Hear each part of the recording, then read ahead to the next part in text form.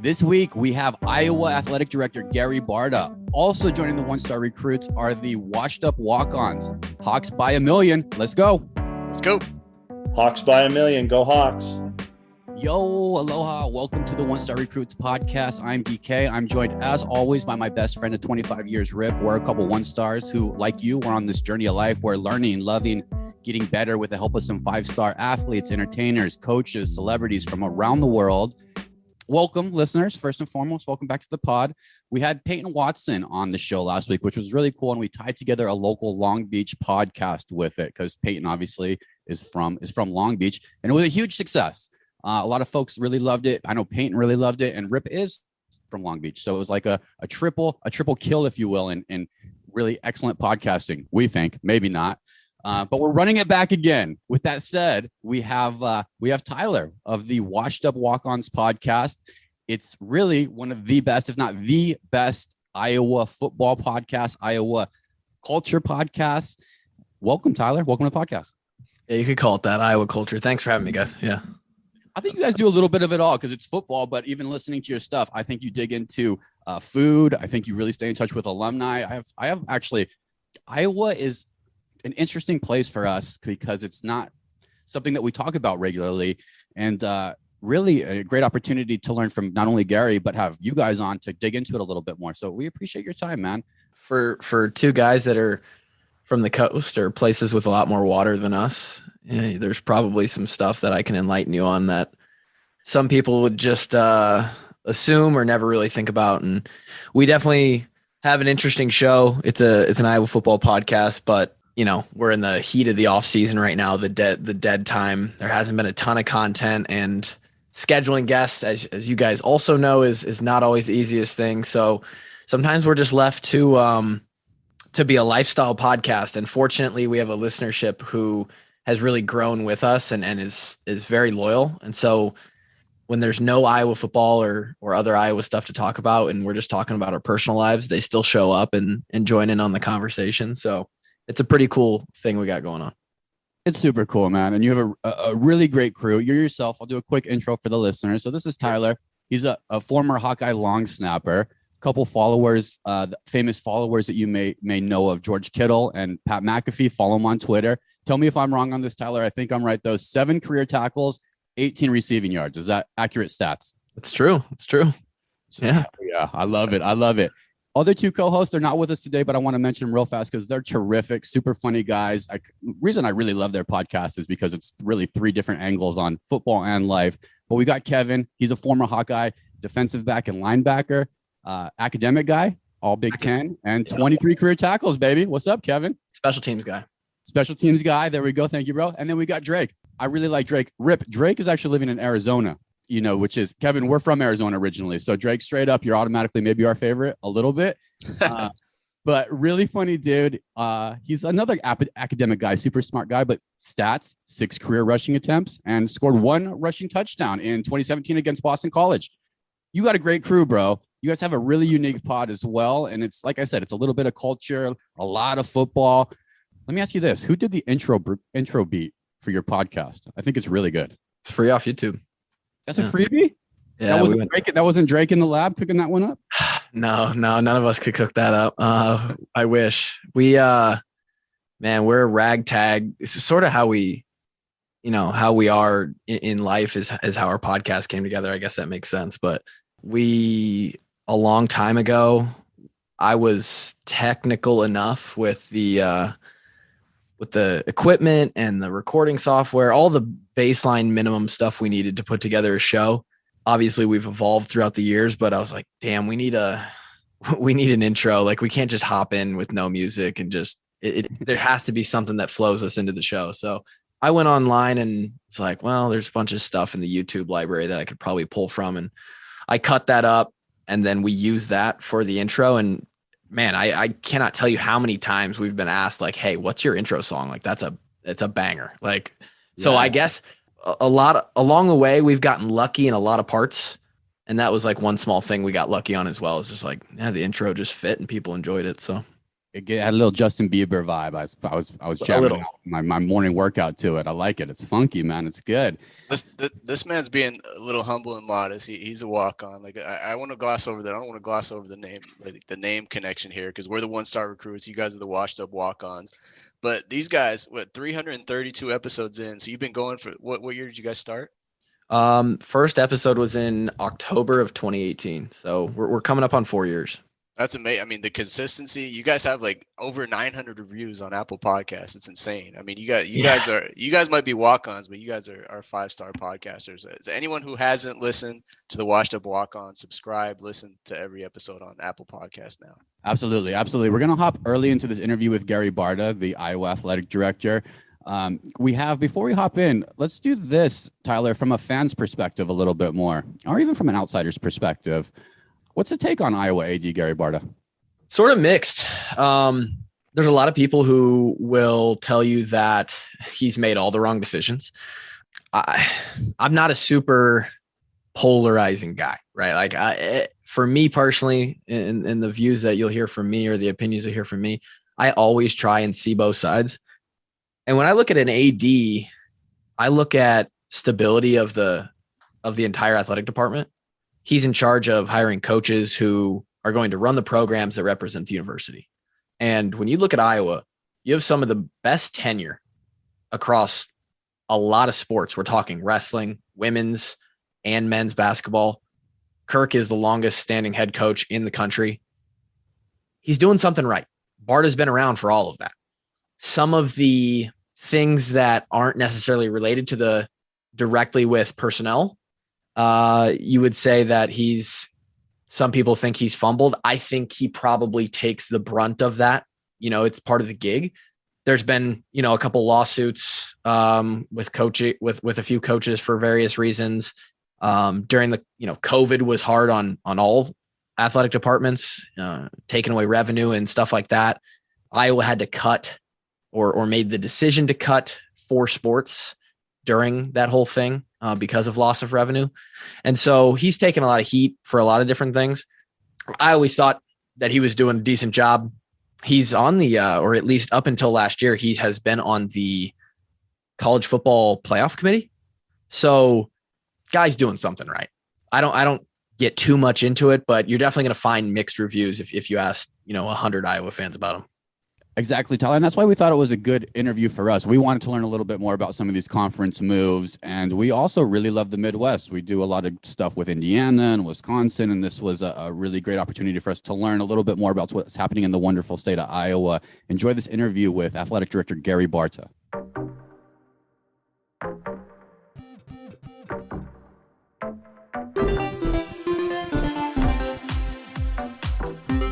Now joining the One Star Recruits podcast, we have a husband, a father, the director of athletics at the University of Iowa, and the record holder for the longest non-scoring pass in the history of North Dakota State Bison football, Mr. Gary Barta.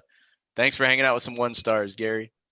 Oh, and thanks for bringing back my past. As anybody who's familiar with NDSU, at least back in the day when I played, we didn't throw the ball much. So long pass. I'd probably have to blame it on the receiver or tight end that didn't get into the dang end zone. Well, let's talk about that receiver because we have a little twist on it. I'm glad you brought it up. It was 1986. It went for 80 yards. The gentleman's name was Len Kretschmann. He's in the North Dakota State Hall of Fame, but he's also now in my personal Hall of Fame. I want to let you know. Let's see if you're aware of this. 12 years after that pass, he invented something called the sealed crustless sandwich, which eventually became the uncrustable peanut butter and jelly sandwich that was sold to Smuckers. The one that I grew up eating, the one I pack in my kids' lunches today, they do over $300 million a year in sales on the Uncrustable. Were you aware of any of this? If you wouldn't have put it in context, I would have said you're making it up. I did not know that, and that's a fun story. So fun. And so the gentleman that you threw that pass to is now responsible for so much joy at lunchtime for kids all around the country. I love it. Yeah, he completed that one. He got into the end zone. That's awesome. Made it happen. They're sitting in my fridge, Rip. That's wild. Great knowledge. Look at that, man. Thank you, Len. You probably helped him along the way here, Gary. Let's shift. We're going to move over to Iowa. Let's talk a little bit about what you've been doing for the past 16 years as the athletic director at Iowa. being an AD is difficult, high pressure job, comes with a lot of scrutiny. It's kind of like a head coach a little bit under the microscope. Every move you make is examined, especially at the school that you've been at. What are some parts of your job that the public may not understand or might, I don't know, maybe people have the wrong idea about how much power you have or don't have when it comes to decisions being made? That makes sense. Yeah, it makes sense. The first thing you had in your lead-in, you talked about being a dad, a husband, whatever it is I can identify as, that's the core. Whenever I make decisions, my faith is involved, my family's involved. And so I have thousands and thousands of advisors. You have so many constituencies, the state of Iowa, the university, the alumni group, the community that we live in, et cetera, et cetera. So every time we make a decision, I know that somebody's going to be angry. I know that some percentage, some group, it's going to go the wrong way for them. So you just have to understand that. You gather all the facts. To your point, I have a boss in the president of the university. The president reports to the board of regents of our state. And so you build consensus, you make a decision, you take responsibility for it, and you just know that every time you do it, somebody's mad. So I figure if I make a decision every year and 10% of the time everybody's angry, let's say I've been here 16 years, in 10 years I pissed everybody off. And so now I'm just on the second go round of making people mad, which I say that in jest. I think for the most part, things are going really, really well here. And I think most Iowans are excited and appreciative of what the Hawkeyes are doing. Yeah, they really are. And that's a great way to put it. What a balanced individual, Gary. That's 16 years in the game with those 2 to 3 yard gains on the football program. Keep you patient over time, man. You have making reference to our football program and that in a cloud of dust. But at the end of the day, Kirk Ferentz, he is the longest tenured football coach. And so his methodology, his style has survived 3 decades as the head coach, or in its 3rd decade. So must be doing something right. Yeah, he's doing something right. Listeners, this is Kirk Ferentz. He replaced the legendary Hayden Fry back, I believe it was 1999, maybe 2000. He's now been at Iowa longer than him now, so he's the longer tenured FBS coach in America, which is amazing. I think 24th year. What else can you say about Kirk and the lifeblood of the athletic department? Well, he's very grounded in his thought process, how he goes about his business, cares about student athletes, cares about the coaches. And it's value driven. And when things change around him, when offenses change and defensive change, the latest flavor of the day, he's developed a system that he believes in, and he brings in student athletes who believe in that system and coaches who believe in that system. And as I said just a moment ago, while sometimes maybe it's not as sexy as some other programs, it's consistently won a heck of a lot of football. And at Phil's Kinnick Stadium, and he's now the winningest coach in Iowa football history. It's a recipe that works. It's really fun to watch. We're going to be excited to see this, and we'll talk a little bit more about it. But when UCLA and USC have to come out there in the middle of the winter and get on that line and really show up, it's a different type of football. I'm going to shift, Gary. I want to shift over to basketball because it's my favorite sport. And it's something really cool is happening in Iowa City a little bit. We'll do a little quick hitter, actually. I have a couple going on. Iowa women's basketball. Caitlin Clark is the best player in the country. Led the nation in scoring and assists last season. Led the Hawkeyes to back-to-back NCAA tourneys. What's it like, Gary, watching her in person? Wow. When I first started watching her, like most Hawkeye fans, every time she did something different, I was amazed. I couldn't believe it. I had to, maybe rewind, watch it again. I'm not amazed anymore. She's just, she's so incredible. She's one of the most enjoyable players I've had the opportunity to watch. And what makes it great, a lot of people won't know this, but we have the opportunity to experience. She's as great a person, as great a teammate. She loves her teammates. And so it's been a ball. And, so she's the best player in the country. Right before her at Iowa, Megan Gustafson was the best player in the country. Yes, on the men's side, you had Luka Garza, the best player in the country. And now this past year, Keegan Murray, one of the best players. So there's something in the basketball drinking fountain that's shared by the men and the women. It's been a blast. But Caitlin's so much fun to watch. Think about this. She still has 3 years of eligibility due to COVID a year. And wow. Her entire team is back this year. So I can't wait.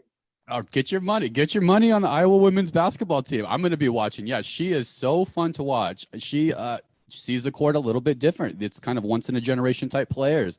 And you got one coming through Iowa City.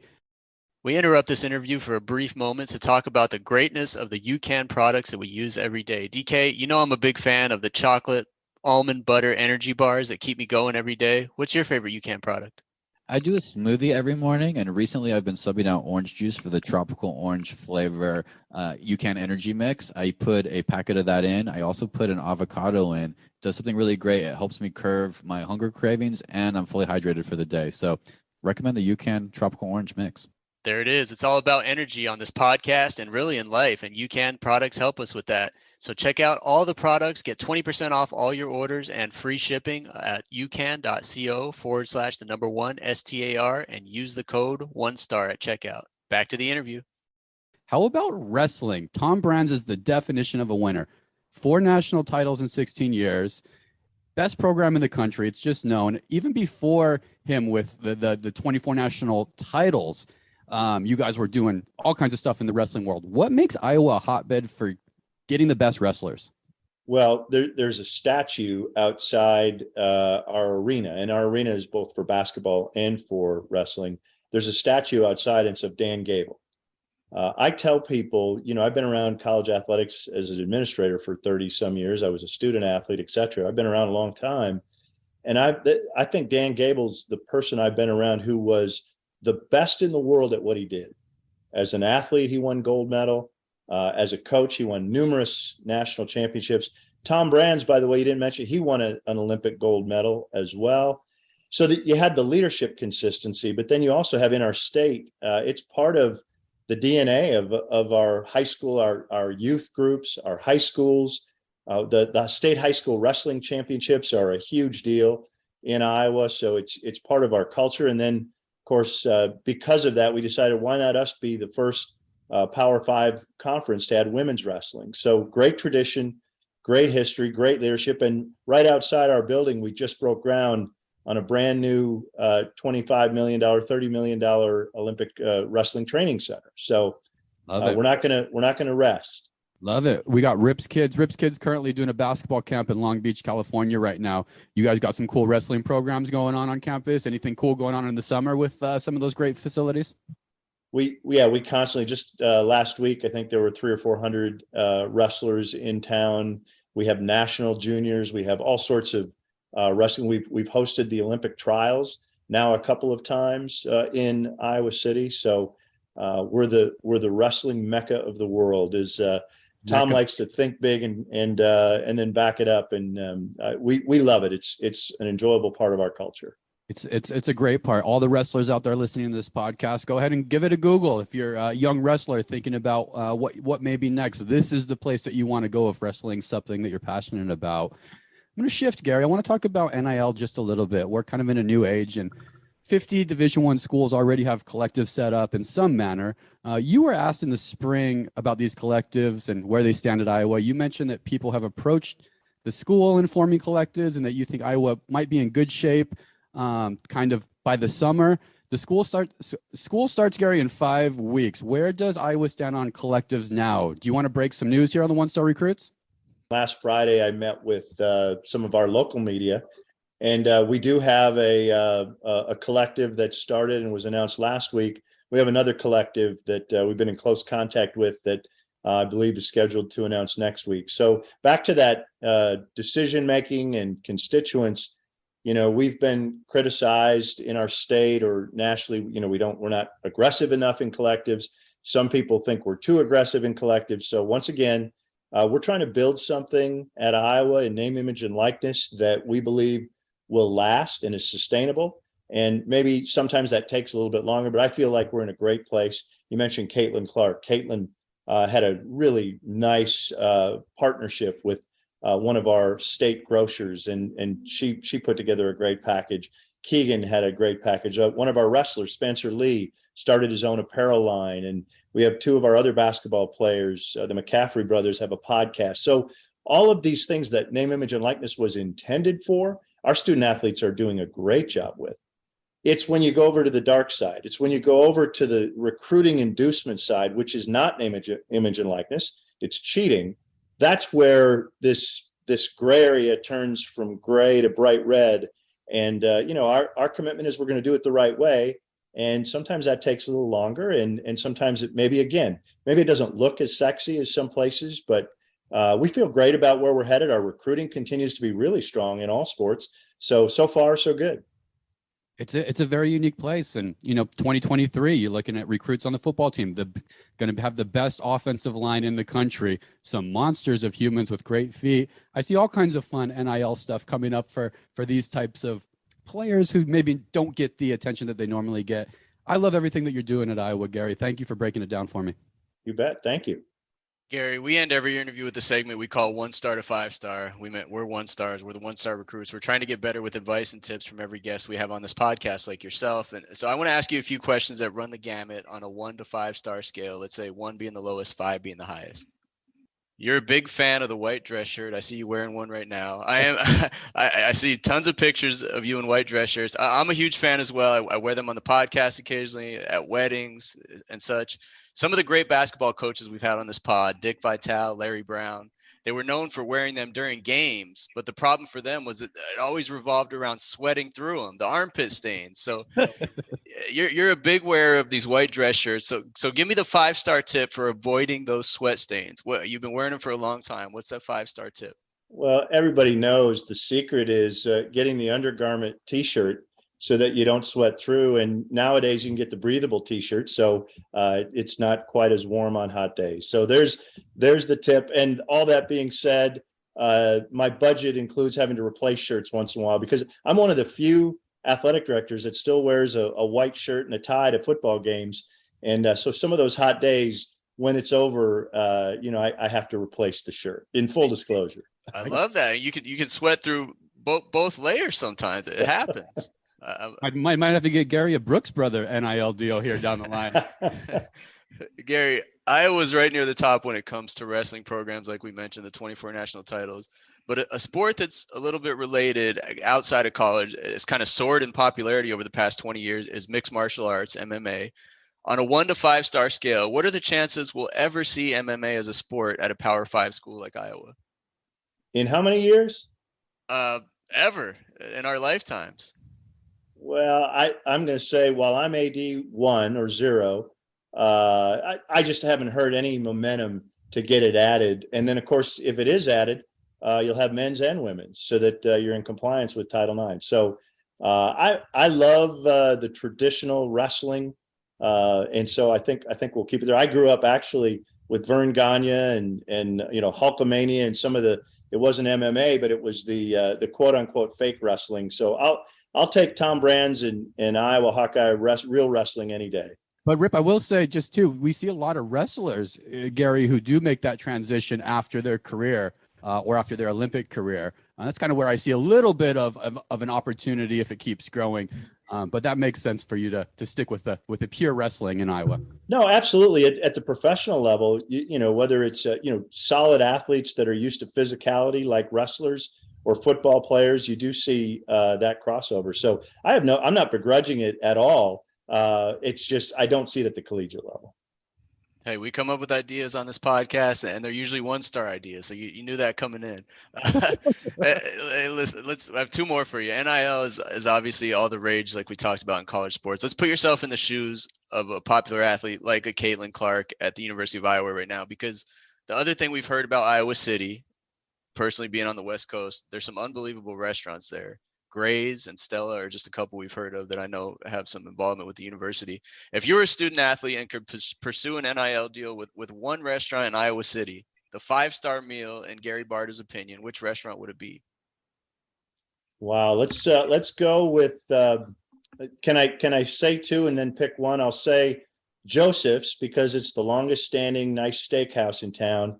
But I'm gonna add to that and maybe go with the Chop House. The reason I'm gonna go with the Chop House, it's also a great steak house, but it has a lot of the beer, the local small microbrewery beers. So the combination of a good steak and a nice microbrew, I'll go with the Chop House.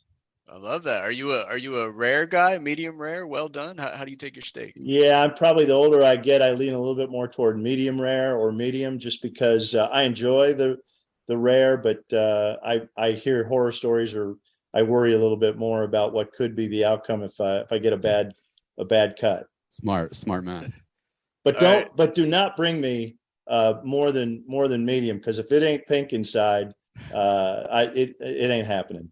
That's a true Midwesterner right there for you, Rip. All right, last one. Let's close it out with the Cy-Hawk rivalry, one of the best in all of sports. It's been brought up recently with all the realignment in college football that the current contract between Iowa and Iowa State, I believe, ends in 2025.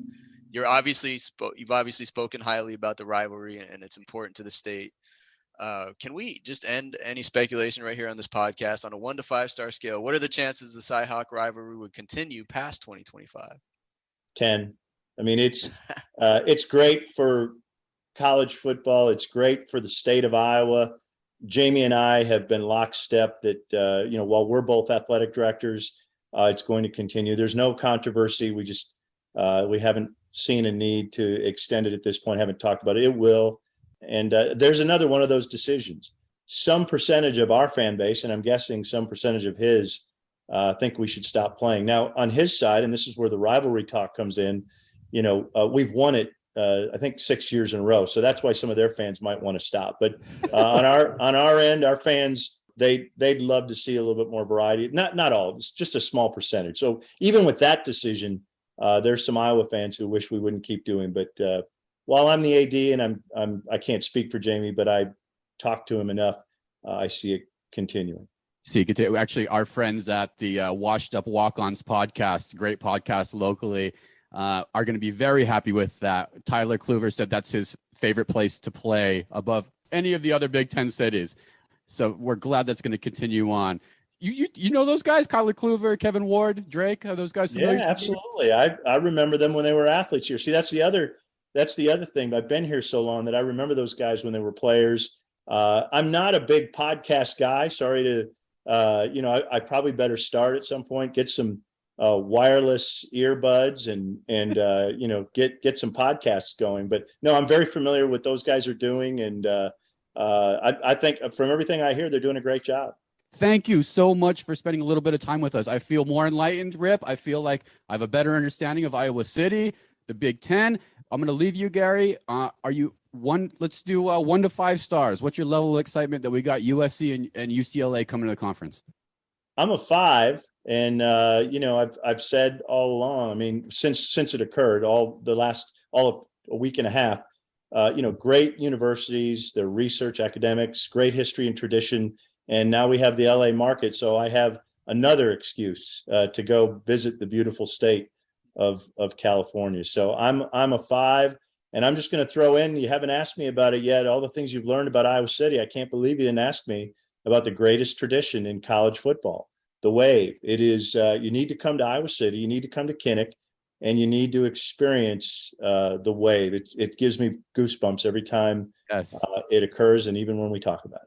Yes, Rip and I did the jump around with the Badgers up in Madison, and it was amazing. And I think the Waves is the same energy, if not more, brother. Great recommendation. We appreciate you being on the podcast, Gary. Anybody interested in learning more about Iowa programs, athletics, maybe even going to school there? Where would you recommend that they go to? Head to a website? Can we call you? Yeah, just go right to. You can get from anywhere from our website, HawkeyeSports.com. So just do that, and you can learn a lot more about it. It's a great place. We really appreciate you coming on the pod. Thank you so much. Thanks, guys. Great interview with Gary. Thank you for taking the time to be here on the pod. A lot of great alumni that went through the program. One in particular, Tyler, I'm going to bring it back to you because this goes back to your co-host. I believe Drake was the guy who I heard talking about it, and I've never even heard of this. So I want to open this up to you so you can break it down for our listeners and myself. I believe he just attended a thing called Kittle Fest. Let me go back. Mom, there's a NFL tight end, probably the best tight end in football, who plays for the San Francisco 49ers, who went to Iowa. Wonderful guy, and he does a handful of different events with tight ends. But this is a thing called Kittle Fest, and it sounds amazing. I'm talking Kittle Fest merch, Bud Light Kittle Tall Boys, live music. It's something I've never heard of, but has the legs of possibly being something like a huge event in the Midwest. Like I want to go. Tell me a little bit about Kittle Fest. Where is it?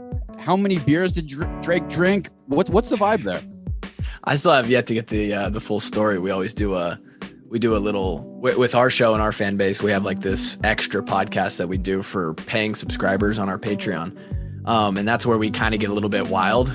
We don't hold back on that. There's a lot less editing on that podcast because it doesn't go out to the public. But yeah, man, Kittle is, obviously everybody knows who George Kittle is now. He's kind of like a superstar. He reminds me of like the Iowa version, like sort of a light rock, right? Like he's a big rock guy and he's like the Rock budget version, except for he's really not budget at all. He's a $15 million a year tight end who busted onto the scene in his really the end of his first year, but the second and third year of his career back in 2017 and 2018. And obviously he's the people's tight end. He's top 3 in the league in anybody's conversation. And for many, he's top 1. He's a guy who is one of our good buddies. One of the perks of us being able to play at a Division I school is we now have, 10 to 20 guys who are running around in the league, just balling out on Sundays. And Kittle's one of them. And he's one of our close friends. Drake actually, as you mentioned, lives in Arizona, but he splits time Arizona and Nashville. And Nashville is where George and his wife and a lot of their friends and a lot of their new friends that because of his sort of fame and notoriety he's starting to make, that's where they've settled down. And George is a guy who is just very, like, people flock to him. He's just his personality. It's why he's become so popular and kind of busted out as like one of the faces of the NFL. People want to be around him. He's a good time. His family's a good time. The vibe is always just party, chill, have fun. And I think 3 years ago, this was the third year of it. I've never been, but Drake. What's your invite, Tyler? Why have you never been? I know it's messed up. Invite only? Can normies go? Like if I live in Nashville and I love Iowa, can I get a ticket? Right now, I think it is just invite only. But what I mentioned to Drake was like, if Kittle wanted to, I think he has the fan base, the reach, and the ability to put together. They call it Kittle Fest, and it probably had, I don't know, 50 or 60 people out at his big property in Nashville. But if they wanted to, I bet they could put on a thing for 10 or 20,000 people and they'd show up and Absolutely. And they would have a party. He's got a bunch of, it's Nashville. So there's a lot of people in the music industry down there. I think Tyler Rich and Jelly Roll was there. Jelly Roll. Yeah, I heard Jelly Roll was there, which he's big time now, man. Couple other former teammates of ours that have gotten into music as well were playing live music, and they had Bud Light is one of his big sponsors just anyway. And evidently they sponsored Kittle Fest, the event. So I don't know. He's doing big things. He's always doing something. It's one of those things that I think of just the alumni coming together. I even, as you're saying it, I'm like, maybe the washed up walk-ons need to put together a group of 50 of their best listeners, do a pod out there, maybe do an NFT, bro. You could show your NFT to get into Kittle Fest. That would be, yeah. That would be very 2023 of us if we were to do that. Just do a little Iowa football talk. We'll dig in a little bit more. First things first. Big Ten football. Here's our perspective. Rip mentioned he's in Cali. I'm out on the island of Maui. So, we like to let that thing fly a little bit more. Big Ten football, though, 2 to 3 yard gains. Let me ask you, Tyler, do you love that? Do you love it? Yeah, I do. It's the culture around here. It's how everybody grew up playing football. It gets thrown around a little more than I think people think, obviously, with the modernization of football over the past 10, 20, 30 years. Not everybody out here is just running the wing tee, but there's a lot of running. There's a lot of focus on the guys up front. The Iowa specifically is pretty much in line to have the best offensive line class in the 2023 recruiting class. Tell him your guy, Caden Proctor, but I think he's 7 foot. Yeah, it feels like he's 7 foot. I mean, the dude is built like a fridge. He just signed last week. He's a 5-star from right in the middle of the state, about 25 minutes from me. We got his boy who was a year older, Xavier Wampa, as the best safety in the country in the 22 class. Now we just signed the number 1 offensive tackle in the 23 class. And but not just him, we also signed a 6'9", 290 guy, another tackle. We signed a guy who's 6'6", 290, 4-star from Indianapolis who is a tackle in high school, but will probably move to a absolute bulldozing guard once he gets into college. So we put a lot of emphasis on that. And that's because if the whole idea is if you can establish the line of scrimmage, then you can control basically everything from there out. It's sort of like how a body moves in motion, right? Everything is core to extremity. I'm an exercise science guy. So if you want to throw a really fast baseball pitch or a 50-yard pass, or you want to shoot a 3-pointer, everything kind of originates from the core, and the core of a football play would be that line of scrimmage. And so, yeah, the coaches and the philosophies kind of put a lot of emphasis on that out here. What an amazing Iowa take. You are so right, man. I love that you keep the big guys from in-house, and you also recruit the big guys. It's like Minnesota Timberwolves getting those two bigs. They're trying to get into that when you zag, we're gonna zig type deal. But it's cool, man. I love the dynamic too, because you obviously the big news this summer was USC and UCLA. I'm out here in California. Mm-hmm. It's going to be a hell of a contrast seeing these West Coast offenses, these West Coast schools playing against those big boys from the Midwest and that kind of football. What's your take on that? Is it exciting to you? Is it exciting to see that change, or what do you guys think about that? Fuck up these LA softies, I think. Yeah, it's interesting. I think it's always, when styles clash, it is always fun because the idea is, hey, both sides are going to get an advantage and both sides are probably going to be at a disadvantage. And that usually comes down to offense. When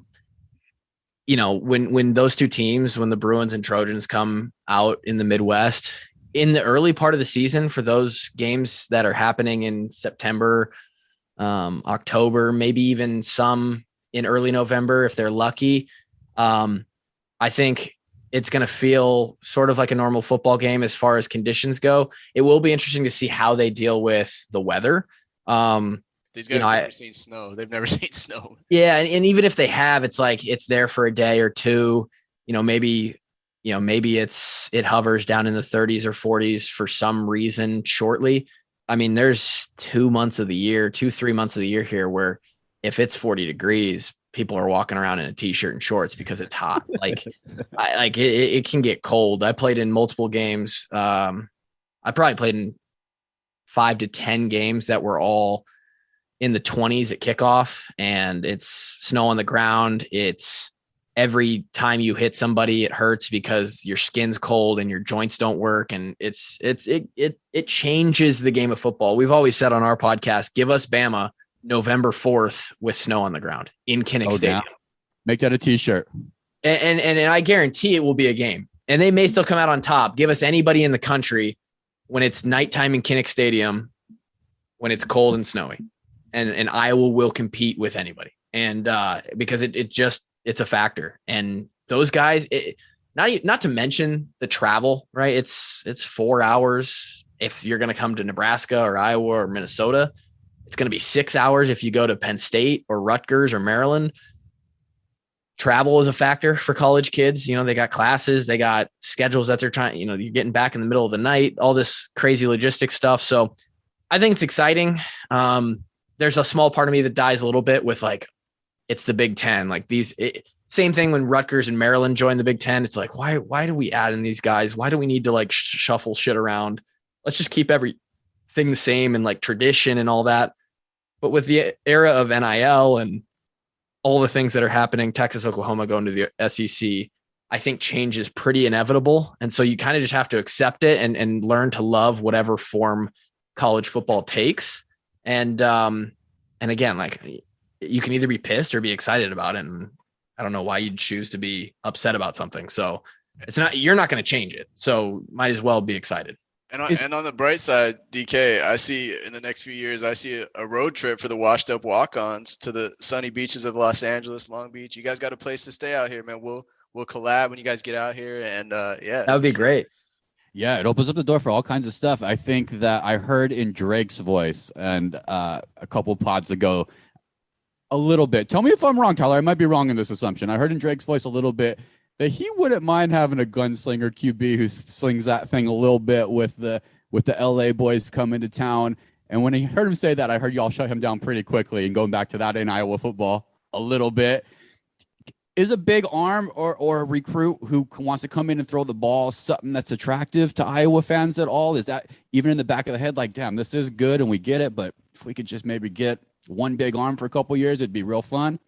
I think the answer is yes, because we had CJ Beathard when we went 12-0 and ended up just on the cusp of the college football playoff, and we lost to Michigan State in the Big Ten championship my third year in 2015. And he could sling it, and we threw it around a little bit, but we don't have a guy that has done things like Trevor Lawrence or any of the guys in the SEC or even some in the Big 12. And I think that would be attractive to the fan base. I think a smarter Hawkeye fan just asks for a guy who's super talented and can throw those balls when he needs to, but more than anything has ultra control of the offense. Has the ability, like, we're looking for a guy who can come in early and pick up the offense and be able to make adjustments out on the field, make checks, make an audible.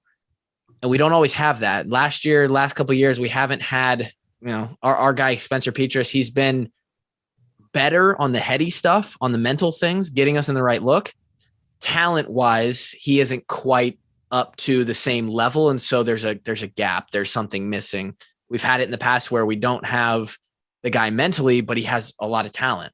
So we haven't been able to put it together at the quarterback position to really have a guy that's, week in, week out. People are like, hey, what's that guy out at Iowa doing this week? And we don't have an offense. Again, we run the ball. It's like 55-45, 60-40 sometimes. So we're not going to throw for 400 yards. We're not going to have the flashy stats. If coming from my perspective, I just want a guy who can be Peyton Manning. And that's a stretch, obviously, but a guy who's going to get up there. He reads the defense. He knows exactly what they're trying to do. And then he puts us in the spot where, all right, cool, we have the advantage. As long as our guys win, we have the advantage, because Iowa's guys are really good at winning if they're in the right spot. It's a perfect breakdown. Rip, this is real Iowa football, man. There's a real Iowa football breakdown. Whenever these schedules come out, I'm going to circle these LA games when they come to the Midwest and just see. I'm curious to kind of see if Iowa changes a little bit, or maybe if USC changes a little bit. We'll see. Time will tell. Something else these boys in LA got to get used to is just the scene in Iowa City. We talked about it a little bit. Tailgate wise, for the fans, tailgate scene, where does it rank among Big Ten cities? And what's your setup, Tyler, for Saturday football games? Yeah, it's a good question. Fortunately or unfortunately, maybe a little bit of both, I have not been in the tailgate scene of a lot of those Big Ten cities. In the heart of them, I've driven through them on the bus ride to the games. Iowa's is definitely near the top. I would say probably Wisconsin and Nebraska are both up there. And a lot of the tailgate stuff is really sort of pre-dependent on how the campus area is built out, or the parking lots, the space that you have around a stadium. Man, I hate to give them credit, but Nebraska, they really do have a nice sort of layout in Lincoln where they've got just a massive amounts of parking lot that just sit right there next to the stadium.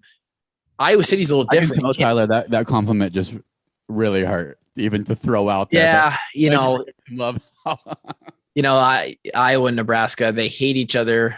I'm really not a huge go to Drake or Kevin, anybody listening, and they'll give you what you want as far as they'll bash a little bit more. I mean, word on the streets that you might have been in Nebraska shooting a 125 last week. So sounds like you might be hanging in Nebraska a little more than fans look like. Yeah, the wife's family is all from Nebraska. So I've even been sort of indoctrinated into being a fan of the Nebraska volleyball team.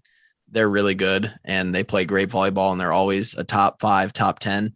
And so I've been swayed a little bit, and I can go both ways. I'm okay. I'm okay with that. Iowa City is really unique because Kinnick Stadium sits almost in a neighborhood, and then it's right on the edge of what you would maybe call campus, right? And then there's the hospital, and there's a train tracks that run right through there, and it's really a very unique spot. It gets pretty rowdy, and Kevin, in fact, when we were playing, his older brother played for Iowa as well, and he was 2 years older. So his family, his parents have been going to Iowa City since like 2011. So for 10 years, they've had this tailgating spot that sits right across the street behind a house 200 yards from the door of Kinnick Stadium. They've got like a sick tent setup where they have this trailer. You pop up the side door of the trailer. There's 2 TVs there that they're running, college football games on. They've got like this massive barbecue grill that they're always doing stuff. So we're kind of nestled in right there. Kevin's parents, big shout out. Kevin's parents holding it down, man. Oh, dude, Kevin's parents are top of the top, and they put on a show basically. Top of the top. It sounds like they might have to hook up with Bruce Kittle, George's dad. They sounds like they both put on a hell of a show. We might have a collab we could put together. If Kevin's parents and Bruce Kittle got together, they could make some crazy shit happen. Yeah, so that's kind of what we're looking at. Who knows how many games I'll get to. We're actually expecting our first child in December. Congrats. Yeah, I appreciate that. So as football season continues on, wife is going to be more and more pregnant in prep for the birth. And I'm hoping to get as many games as I can. I do a post-game radio show for a radio network in Cedar Rapids. So I try to make it to the games because it's a little easier to break down for 2 hours a game that you watched in person rather than on TV. But I might miss a few this year, but that's usually my setup. If I'm at home, I'm not a big setup guy. I'm not going to order big pizza or wings. I just I hang out. I'm very quiet during games, and I just like to be chill. Low stress. Find I think I'm the same way with if I'm not at a game, I like to find my own zone and get into it. Yeah. Let's do a couple quick hitters so we can learn a little bit more here about Iowa City, I guess, in general. Sure. Best grub in Iowa City. And you can speak for Kevin and Drake too, if you know what their answers may be. Yeah. There's a place called Stella. It's actually right by the stadium that cranks out incredible burgers and chicken sandwiches. Graze, Graze, like a cow grazes.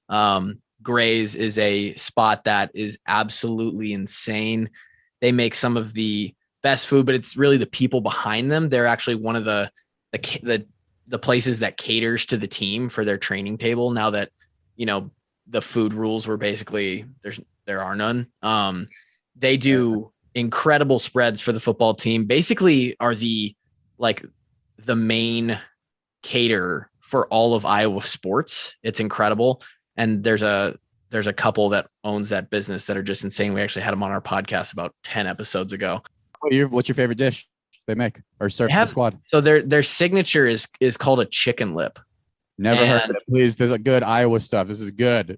Break it down. It's basically like a bigger, longer chicken tender. And it's like fried chicken, and they have this buffalo sauce that people dunk it in. It's just unbelievable, man. Love that. Chicken lip, LIP. Yeah. Not an actual chicken lit, obviously, but that's what they call them. I don't know. Wow. And they do a ton of pork, and, I think Iowa's second in the nation with 30 million pigs in the state or something like that. So we cook a lot of pork, bacon, stuff like that around here too. 2 great spots. Graze, what was the first one? Stella. Oh, Stella. I should remember that. Rip and I are trying to make a list. We want to plan a Midwest tour, and we ask everybody, where's the spots to go to. We got a running list about 250 spots. We're gonna have to figure this shit out somewhere somehow. But I'm adding Stella Graze to it. Year-long road trip coming up. Oh my god, that would be such a dream come true. All right, let's run it back here, Tyler. Favorite stadium to play in besides Kinnick Stadium? Rip and I saw Arizona State play the Badgers up in Madison at Camp Randall. It was badass. We never saw anything like the third quarter jump around. That was new to us. It was fucking cold. Tailgate was good. It was, I don't think I've experienced something like that. Bring it back to you. Favorite stadium besides your home Iowa Stadium to play in the Big Ten or any? Let's go any. Iowa State. Oh shit. Iowa State. It's a sleeper pick. It probably doesn't get this wild for other games, but when Iowa comes to Ames and it's the Cy-Hawk Trophy, it is the Super Bowl for the state of Iowa.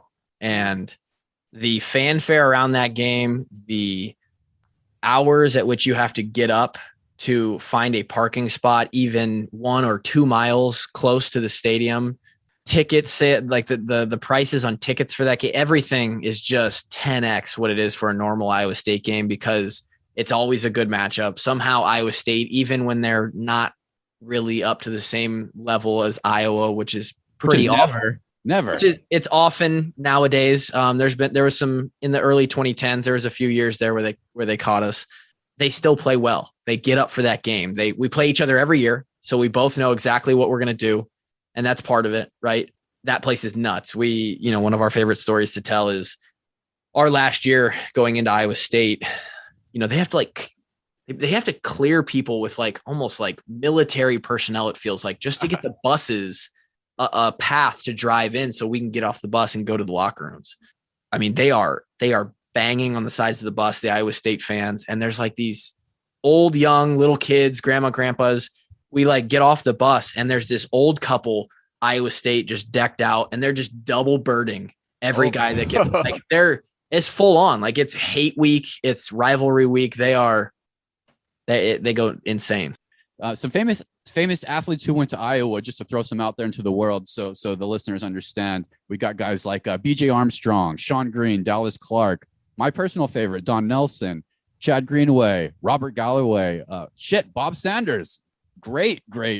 Hey, let me go way back, DK. I had Phoenix, Arizona, middle school. I had a Atlanta Falcons number 83 Tim Dwight jersey.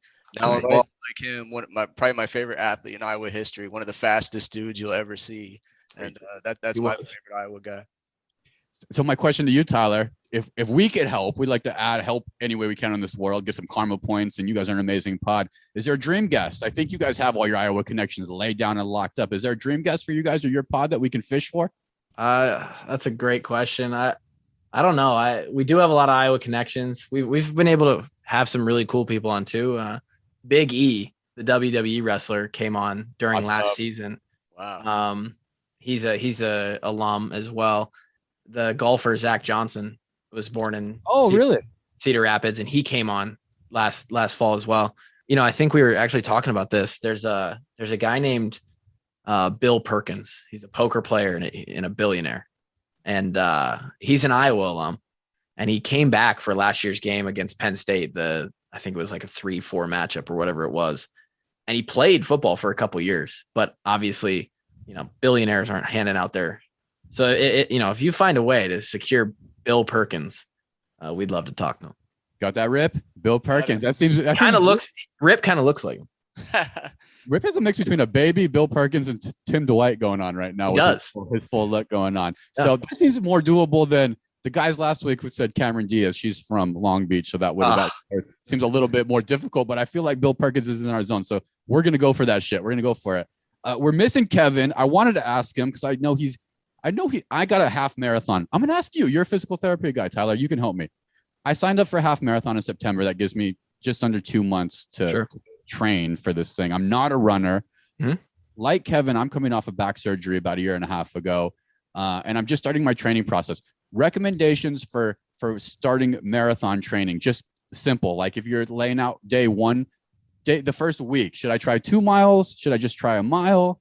Should I try going as hard as I can the first time? Help me out, Tyler. Help me just plan my marathon run post surgery. I'm actually your guy here. Kevin's not the guy.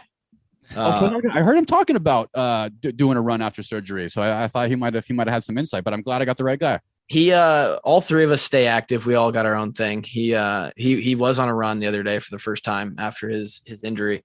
But I actually, aside from the podcast and the brand, my other 50% of my gig is I'm a personal trainer and fitness coach. So okay, Tyler. Okay, so here it is. So I'm tapping in at 190, a fairly healthy guy, a little bit of a weed habit, but I'm on a hiatus right now and not a runner. I just ordered Rip helped me order my shoes, my running shoes.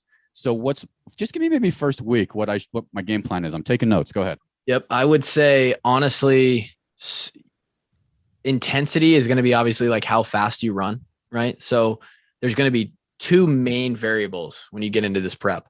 There's going to be distance and there's going to be intensity, right? How far do you run? How fast do you run? Distance is something that will come, but only with a lot of work, right? And distance is the single variable that will eventually help you use intensity when you need to. Right. Damn, with it. Love it. So generally, and maybe not the first week, but as you get into your training, one run a week, and for me, I've run a half and a full marathon. One run a week probably is going to be like your speed run or your long run where you're really going for it. Right. The other 3 or 4, or maybe you can run every day. I always like to take one full rest day and one other day where it's just like a mild jog. All the other days should just be somewhere. You said a half, right? Half. I would try to work up to, and again, in the first week, it's going to be every day is like a mile or a mile and a half or 2 miles, right? That's where I would start, whatever feels good. But when you're you're getting close 4, 5, 6 weeks in, your other runs, every run but one each week is just going to be how much distance can I log at a slow pace? Just putting volume on your legs, getting your knees and your feet used to the impact of running that much. That's great advice. That's really good advice. I got a new podcast. Obviously, I got the washed up walk-ons now. I can jam out on my halfie. Are you a music? Or are you you're a music? Or are you a podcast guy when you run? Big podcast guy. I'm not. I've never been a music guy. I guess I'm that weird kid. Like I never growing up was like, I had my iPod and I had like 13 songs on it. Like I cycled through the same shit. Like I never, name a song today or a song comes on the radio. I can't name who sings it. I can't name. Song of your third. All right, Tyler, those 13. What's one of those songs that come to mind that you can remember from your glory days of a youngster with your, it's not an iPod. What did you call it? Yeah, it was an iPod. It was an early iPod. Yeah. Yeah. One of the 13 with no doubt in there. Little Dave Matthews Band. No. Eminem. Big Eminem guy. Till I Collapse. I think I fell asleep to Till I Collapse or Not Afraid. Like there used to be like a count of how many times you'd played it. I think I played both those songs like over 6,000 times. Like, oh wow. And I just loved Eminem, but I'm like, there's a dichotomy to me. I loved Eminem, but I also had a lot of Taylor Swift. Like I'll do both. Renaissance. Anymore. I'm probably listen to mostly country, but I love Eminem. I love I don't know what I have with white rappers, but like give me MGK or give me Hoodie Allen or RIP Mac Miller. Like, yeah, damn, like I love all those guys. So we're pulling a little music out of Tyler, man, mixing up your pot. What's a podcast you listen to besides your own and a little One Star Recruits every now and again? What's your number one podcast you go to? Of course, when I'm not listening to you guys, it's usually stuff about CrossFit. The fitness side is I'm big into like fitness, and CrossFit has its own little ecosystem that I'm immersed in. I like Rogan. There's some other like nerdier podcasts by a few like doctors who are also big into strength training and exercise science and stuff that I'll listen to. I like Chris D'Elia, his podcast, Fighter and the Kid. I like those as well. What an eclectic dude you are, Tyler. Holding down all this stuff, personal trainer, father to be, fucking badass. I love it that you do the post game show. I just love it that you love Iowa and you love Iowa football this much. It's kind of getting me fired up. I'm now. They usually turn on what time, Rip? About 10 a.m. for us. We get the Big Ten games. Yeah, it's 9 a.m. West Coast. In Hawaii, you're what, 6 a.m.? I don't know. I'm 6 a.m. So I'm just waking up. I'm doing a cup of coffee and I'm doing probably my first little B-Rip of the day. Turning on some Iowa football. I'm going to be way more tuned in than ever right now. This is just great shit. Getting me fired up, man. Thank you. At the end of every episode, we do Rex of the Week. It's anything in the world that's just put a smile on our face or helped our life be a little bit better. And it could be small or big, and it's something we do every week. So I'll start us off. You down, Tyler? You got something? I got it. All right, I'll start it off so you can get a feel for it, and we'll pass it around the horn here. Rec of the week for myself. Let's do this. I'm going to do actually a life rec. I noticed when I wear cologne, I don't know if this happens to you, Rip. When you spray a cologne in the morning, does it last the whole fucking day for you? Dude, I can count on the number of weddings I've been to in the last 5 years, how many times I've worn cologne, maybe once a year. But yeah, it does last the whole day. It does. It's a couple sprays. It lasts the whole day for you. Maybe it's my pheromones or some shit. The new technique alert for anybody who has pheromones like your boy, whose cologne does not stick to them.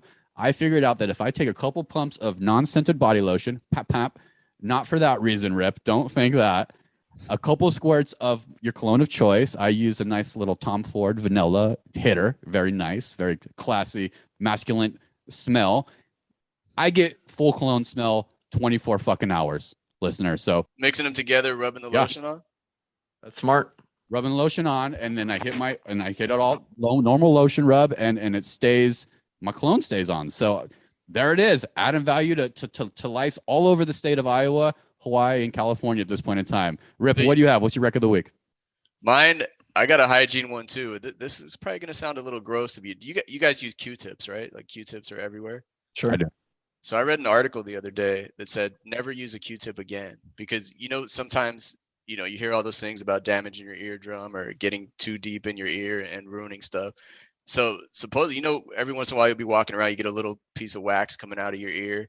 That's the natural way of getting wax out of your ears. You never need a Q-tip for the rest of your life if you just let your body work itself out, and that's how the wax will come out. Like, there's wax in there for a reason, and your body naturally expunges it, so that you never need Q-tips. That they're all bad. So I haven't used a Q-tip in like a month, and I'm gonna see where it goes.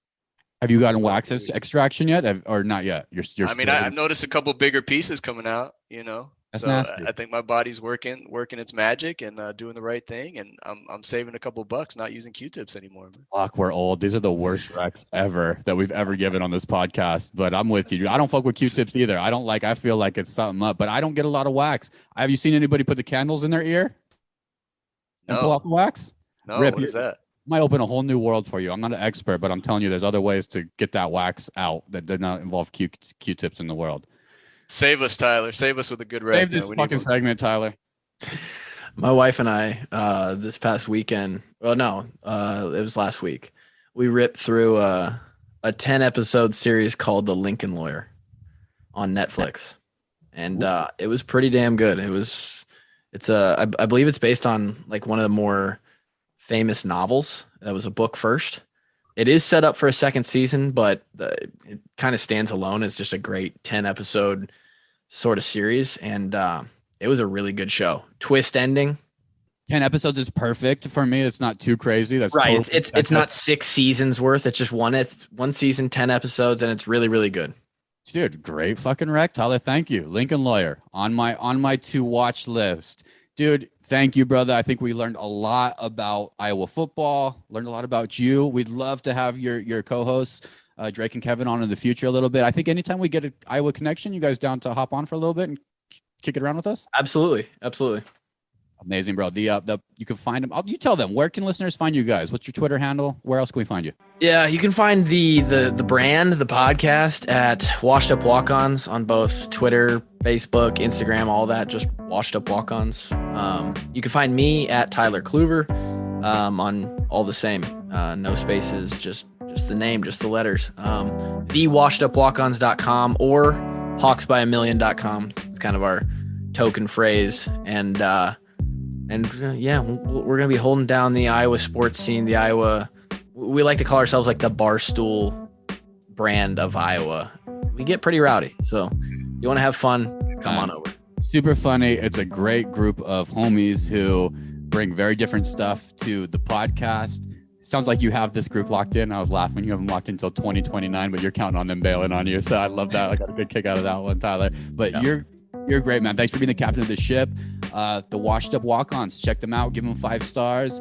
And if you're ever out in Arizona, you're a big Iowa fan, hit up Drake. He'll go play golf with you. Sounds like dude's down. He'll bring his girl. She'll drive the cart. He will. Hawkes by a million. Thank you, Tyler. Take care. Absolutely. See you next week.